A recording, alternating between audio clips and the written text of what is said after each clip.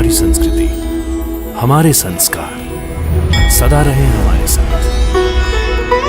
भारत के महान ग्रंथों और काव्यों का संपूर्ण संकलन। सब्सक्राइब करें तिलक। कई तरीके की एलईडी लाइट्स आपके घर और ऑफिस के लिए। GR LED lights, make India bright.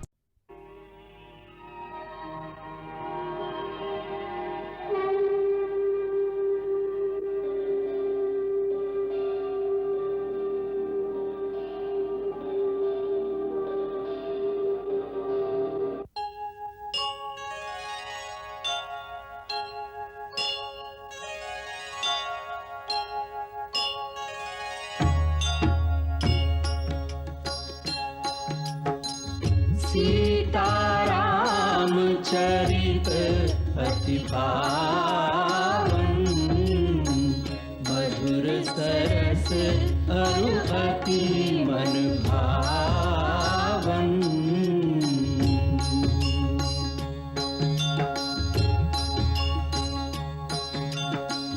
पुनि पुनि कितने हो सुने सुनाए, की प्यास बुझत न बुझाए।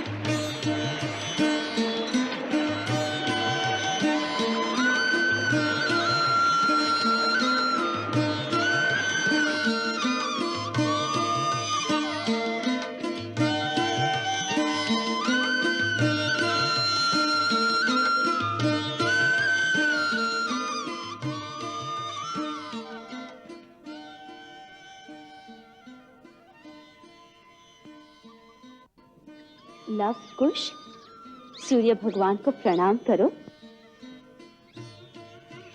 लव ठीक तरह करो, भगवान को प्रणाम करो। देखो ऐसे करो। चलो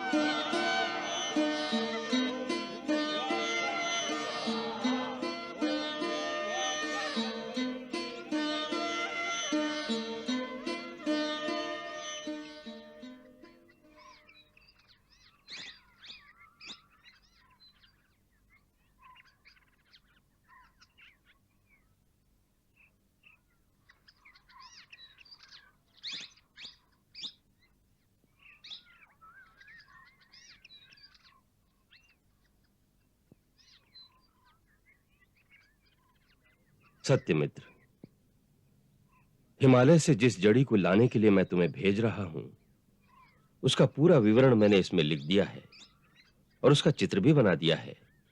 इसे पढ़कर उसे पहचानने में तुम भूल नहीं करोगे। ये जड़ी तुम्हें बद्रिका वन में नर और नारायण नामक पर्वतों के बीच मंदाकिनी नदी के किनारे बहती हुई मिलेगी। जी गुरुदेव। उस घाटी में बहुत घना बद्री वन है, जहां तुम्हें बहुत से वानर और लंगूर दिखाई देंगे, जो बड़ी बड़ी पर्वत शिलाओं से बहते हुए शिलाजीत नामक रस का सेवन करते हैं। तुम उनसे थोड़ी मित्रता कर लेना, वो ये रस तुम्हें भी ला देंगे। ये रस जितना इकट्ठा हो सके ले आना। जी गुरुदेव। मुझे शीतकाल में लवकुश के लिए विशेष औषधि तैयार करनी है, जिससे उनके शारीरिक और मानसिक विकास में विशेष उन्नति हो। इसलिए शीघ्र लौटने का प्रयास करना। जाओ, यात्रा का प्रबंध करो। जो आज्ञा गुरुदेव।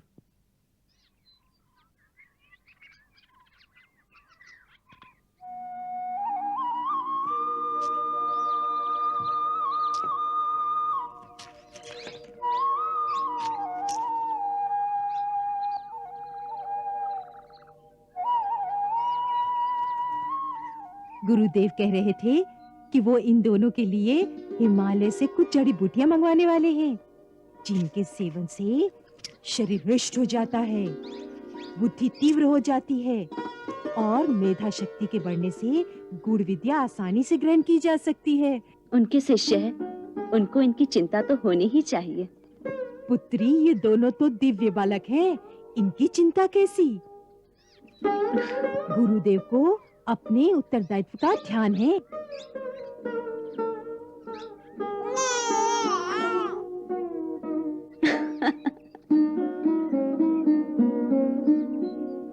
लव, जा बेटा, भैया की सहायता करो, उनका गड्ढा सीधा कर दो।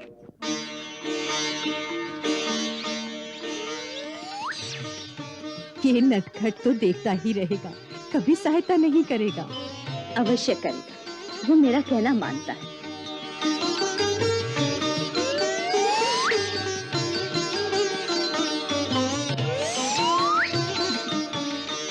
देखा इतना सा काम करके कैसा नाच रहा है नटखट। वनदेवी, वनदेवी, क्या है? हम लवकुश को खेलने के लिए बाहर ले जाएं? खेलने के लिए बाहर ले जाएं? हाँ, बाहर ले जाएं। हाँ, ले जाओ। जब तक मैं भात पका लूं, तब तक उनको बाहर ही खिलाना। अच्छा, चलो लवकुश। माँ, आज आपके लिए क्या पकाऊं? आपकी दांत में पीड़ा थी ना? मेरे से कुछ नहीं खाया जाएगा, केवल दूध पी लूंगी। केवल दूध से कैसे चलेगा? मैं आपके लिए पतली सी खिचड़ी बना देती हूँ। पुत्री, तू मेरा कितना ध्यान रखती है। माँ का ध्यान पुत्री नहीं रखेगी तो और कौन रखेगा?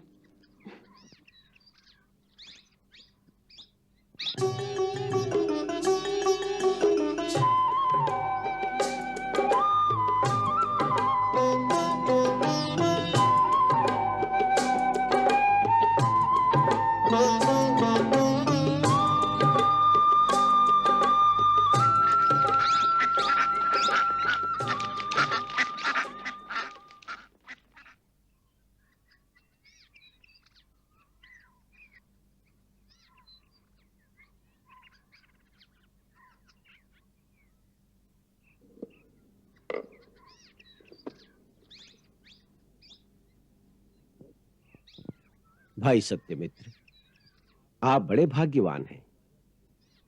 गुरुदेव आपको हिमालय के उस स्थान पर भेज रहे हैं जो स्वयं एक महान तीर्थ है। मुझे एक बात का विस्मय है। क्या? मैं कितने वर्षों से अथर्ववेद का पाठ कर रहा हूं, मैंने अभी तक इस जड़ी का वर्णन वहां नहीं पढ़ा, परंतु गुरुदेव को ऐसी ऐसी जड़ी बूटियों का ज्ञान कहां से हो जाता है? उन्होंने ऐसा विवरण लिखा है जैसे उन्होंने वो जड़ी स्वयं देखी हो। अवश्य देखी होंगी। हमारी भांति उन्हें पुस्तकें पढ़ने की आवश्यकता नहीं। उनके पास तो दिव्य दृष्टि है। जिस ओर देखेंगे उसी ओर सारी प्रकृति अपने सारे भेद उनके सामने खोल देती होगी। जड़ी बूटियों के लिए उन्हें पढ़ना नहीं पड़ता। जड़ी बूटियां तो स्वयं उनसे कहती होंगी कि भगवान, हमारा ये गुण है। आप सत्य कहते हैं, ऐसा ही लगता है, परंतु उनके सहजपन को देखकर उनकी महानता का अनुमान नहीं हो सकता। अभी वो देखिए ना, छोटे छोटे बालकों को लेकर कभी पुल पर चढ़ रहे हैं, कभी पुल से उतर रहे हैं।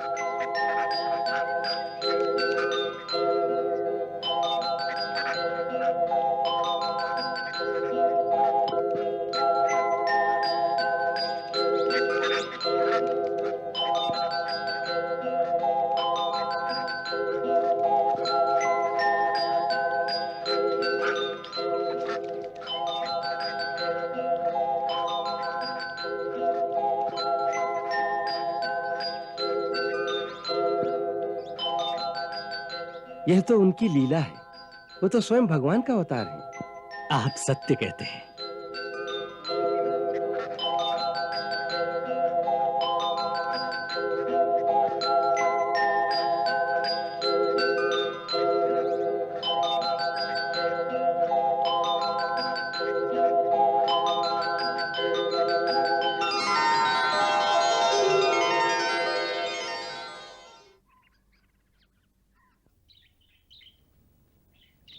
लव कुश, अब हाथी घोड़ा छोड़ो, देखो मैंने क्या बनाया। धनुष बाण, आजा आजा, जल्दी आजा। आजा। अब देखो धनुष बाण कैसे चलाते हैं। देखो मैं तुमको दिखाती हूँ। ये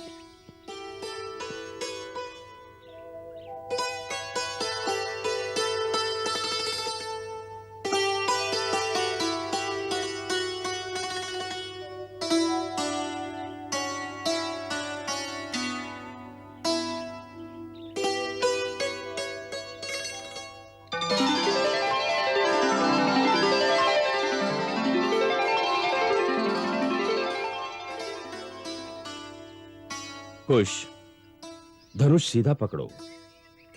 पहले बाण को निशाने की सीध पर रखो और डोरी अपने कान तक खींच कर रखो। ऐसे? हाँ, फिर अपनी दृष्टि निशाने पर स्थिर करो। जहां बाण लगेगा उस स्थान पर अपने ध्यान को केंद्रित करो।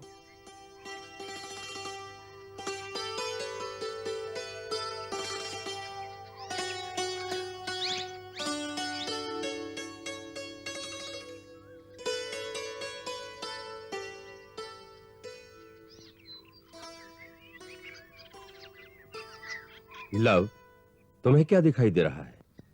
गुरुदेव, उस बांस से लटका हुआ आम। तुम अपने बाण से किसका निशाना कर रहे हो? बांस का या आम का? आम का। गुरुदेव, मैं उस धागे का निशाना करूंगा जिसके साथ आम लटका हुआ है। उसे काटने से आम नीचे गिरेगा। अति सुंदर। तुम सचमुच धनुर्धारी हो। अगर धागा काटना है तो तुम्हें ना बांस दिखना चाहिए, ना आम दिखाई देना चाहिए। तुम्हें केवल धागा ही दिखाई देना चाहिए। अच्छा गुरुदेव। अब अपने अपने आम के धागों पर अपनी दृष्टि केंद्रित करो और जब तुम्हें कुछ ना दिखाई दे, केवल धागा ही दिखाई दे, तभी अपने अपने बाण छोड़ना।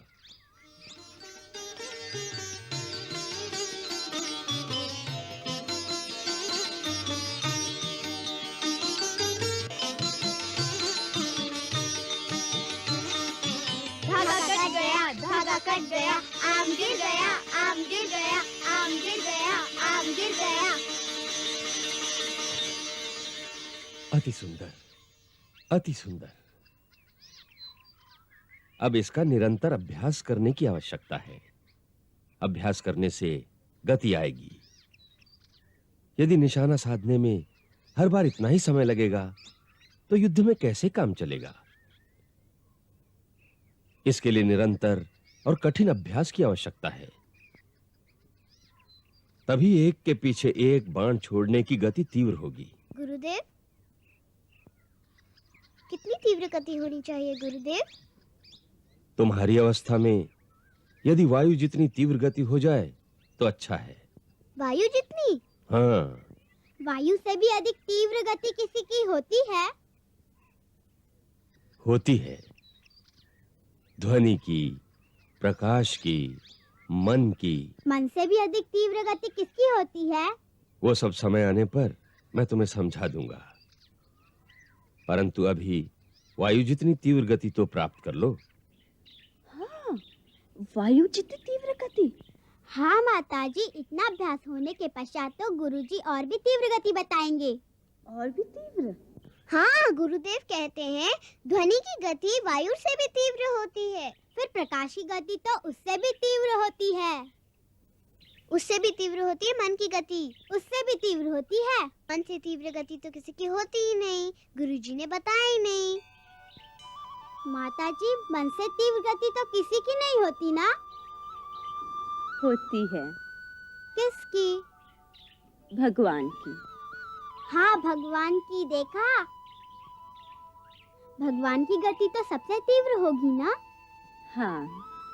आप भगवान को जानती हैं क्या? आपको कैसे पता है? मुझे तो गुरुदेव ने बताया। हाँ, गुरुदेव ने बताया होगा। वो भगवान को जानते हैं। वो कहते हैं आजकल भगवान धरती पर आए हुए हैं। अच्छा? हाँ माताजी, अयोध्या में श्री राम है ना? गुरुदेव कहते हैं वो भगवान का अवतार है।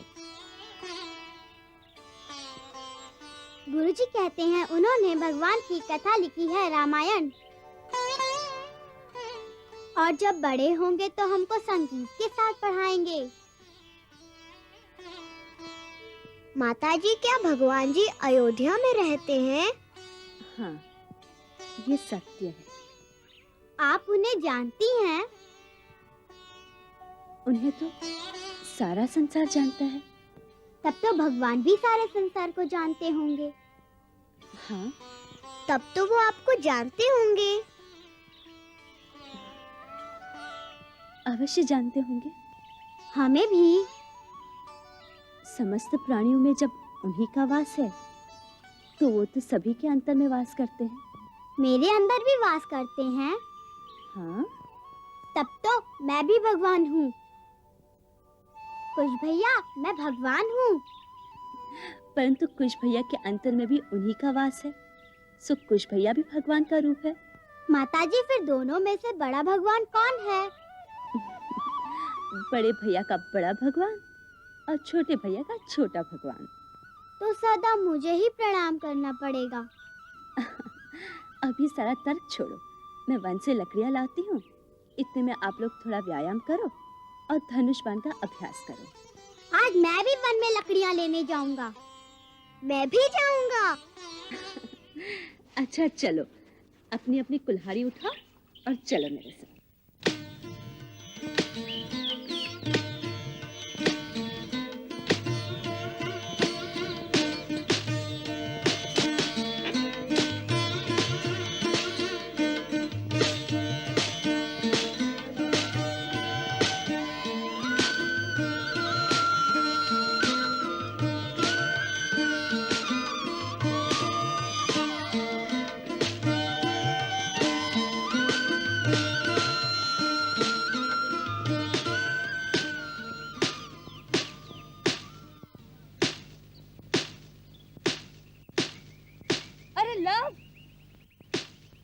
ये क्या कर रहे हो? पेड़ से लकड़ी काट रहा हूँ। ऐसा नहीं करते बेटे, पेड़ को नहीं काटते बेटा। आप भी तो काट रही हैं। हम ईंधन और गुरुदेव के अग्निहोत्र के लिए वन से सूखी लकड़ियाँ एकत्रित करते हैं। हरे भरे अस्वस्थ पेड़ को कभी नहीं काटते। क्यों माताजी? देखो इनको कितना घाव लगा दिया। अब तुम्हारे अंग पे कोई शस्त्र से प्रहार करेगा तो तुम्हें पीड़ा होगी ना? हाँ होगी। इसी प्रकार इन्हें भी पीड़ा होती है। इनके अंदर भी क्या जीवन होता है? अवश्य होता है। अब ये देखो, हमारे शरीर पे घाव लगने से रक्त निकलता है, इसी प्रकार इनके शरीर में से रस निकलता है। अब इन्हें तुमने अकारण ही घाव लगा दिया है। अब इनसे क्षमा मांगो। इन्हें कहो वृक्ष भैया, हमसे अनजाने में ही भूल हो गई है, हमें क्षमा कर दो। वृक्ष को भैया कहूँ? हाँ, हम सब धरती माता की संतान हैं। इसी प्रकार वृक्ष भी धरती की संतान है, इसलिए वृक्ष को बड़ा भैया समझना चाहिए। हाँ हाँ। वृक्ष एक जड़ जीव है जो चल नहीं सकता, परंतु धूप में सब जीवों को छाया देता है। जब इन पर फल लगते हैं तो वह स्वयं नहीं खाता, दूसरे को खाने को देता है। हाँ हाँ। फिर ये वायु को शुद्ध करता है, पक्षियों और सर्प आदि को रहने का स्थान देता है। वो मनुष्य और दूसरे कई ऐसे जीवों का मित्र है, इसलिए वृक्ष को नमस्कार करना चाहिए। वृक्ष जी नमस्कार। क्षमा तो मांगी नहीं, वो नमस्कार नहीं स्वीकार करेंगे। वृक्ष भैया, मुझसे भूल हो गई, मुझे क्षमा कर दो। माता जी देखो देखो, हाथ हिला हिला के कुछ कह रहा है। वो तुम्हें आशीर्वाद दे रहा है।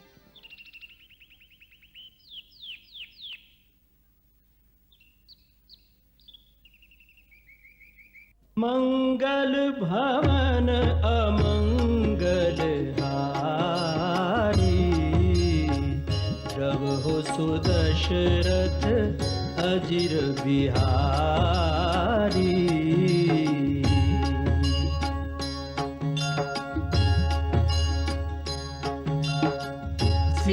सीताराम चरित अति पावन, मधुर सरस अरु अति मन भावन।